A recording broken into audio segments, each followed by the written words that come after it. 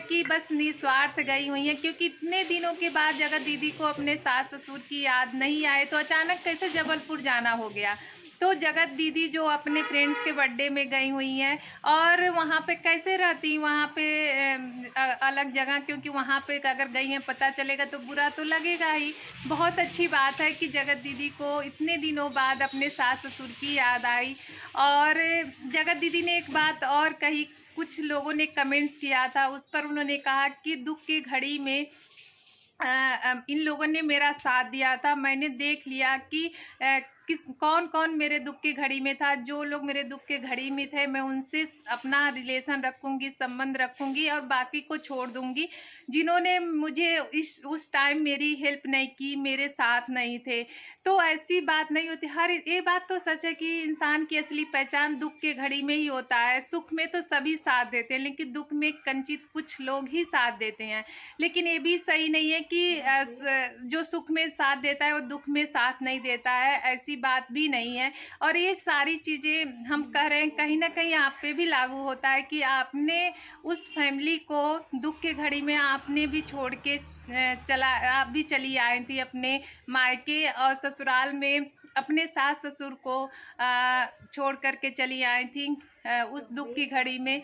चाहती तो आप भी कुछ दिन तक वहाँ पे रह सकती थी। अब जाके आपका जो रिलेशन है अब जुड़ रहा है, जब सब कुछ ख़त्म होता हुआ दिख रहा है, सारे रिश्ते ख़त्म होते हुए दिख रहे थे, तो अब आपको ऐसा मतलब एहसास हो रहा है कि वो रिश्ता मुझे बना के रखना चाहिए, क्योंकि दुख के घड़ी में उन लोगों ने मेरा साथ दिया था। तो कुछ कमेंट्स लोगों ने किया है कि यह नेहा अगर अच्छी होती तो कभी अपने देवरानी सास ससुर को गलत नहीं बोलती। कैमरे में आके उसका घमंड बहुत बढ़ गया है। अगर उसकी सच्चाई सामने नहीं आती तो वो तुमको पूछती भी नहीं। और किसी ने कमेंट किया कि आंटी बहुत प्यारी हैं कंचन की सास के लिए, और जो सब कुछ छोड़ के भाग गई थी अब आ गई जब सब जगह से ठोकर मिला है, उसे घर में घुसने मत देना। कंचन को लोगों ने सजेस्ट किया है। कंचन के ये चैनल पे उनके वीडियो पे कमेंट्स आए हैं, बहुत सारे कमेंट्स थे जो जगत दीदी के लिए थे।